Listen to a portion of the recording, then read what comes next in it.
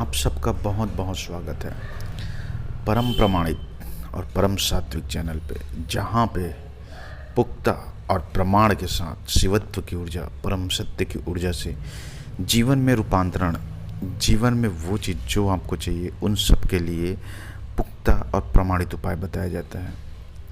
तो सबसे पहले अगर किसी चीज़ को आपको साधना है या किसी चीज़ में आपको ऊंचाई को पाना है, तो एक तरह से आपको एक नियम का पालन करना होता है।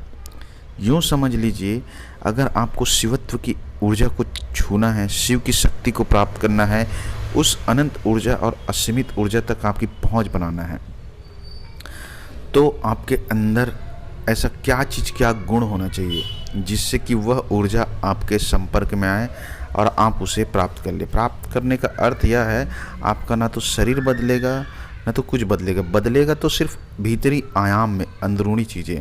आपका मन बदल जाएगा, विचार बदल जाएगा, बुद्धि बदल जाएगा, आपकी जो अनंत सोचने की शक्ति है वो बदल जाएगा, आपकी पहुंच बदल जाएगी।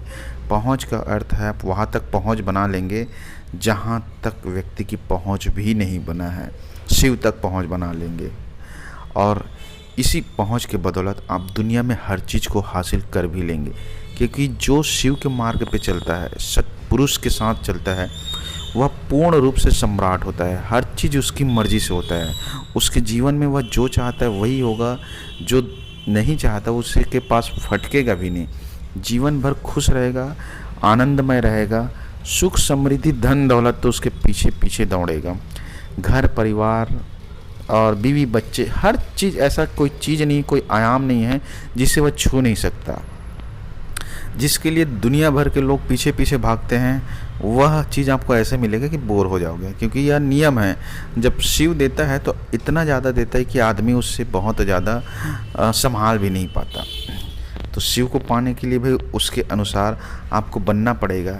आप यूँ समझ लीजिए, जैसे पानी है तो पानी को भरने के लिए पात्र होना जरूरी है, तो उसी के पात्र, शिव की ऊर्जा को अपने अंदर धारण करने के लिए पात्रता जरूरी है, एबिलिटी जरूरी है, इलिजिबिलिटी, योग्यता जरूरी है आपके अंदर। तो क्या है साधक का गुण? तो ध्यान से सुनिए। साधक हमेशा सरल होता है। शिव क्योंकि सरल चीज़ है, शिव कोई बहुत बड़ी चीज़ नहीं। यहाँ दुनिया के अंदर शिव को वही व्यक्ति पा सकता है जो बहुत ज़्यादा सरल है, सीधा है, संयमित है। कोई उल्टा सीधा दिमाग में विचार नहीं चलाता, कोई ज़्यादा प्लानिंग नहीं करता, सहज सरल। ये करना है, चुपचाप कर दिया, ये खाना है, हाँ ये मैंने किया है। अर्थात सत्य ही शिव है, और शिव का क्वालिटी है, गुण ही है, बहुत भोला। आपने हमेशा सुना होगा, शिव बहुत दानी, शिव बहुत भोला है। वह हर चीज़ दे देता है, लेकिन वह उसी को देता है जो उसके मार्ग पे चलता है। ऐसा नहीं किसी को भी दे दे।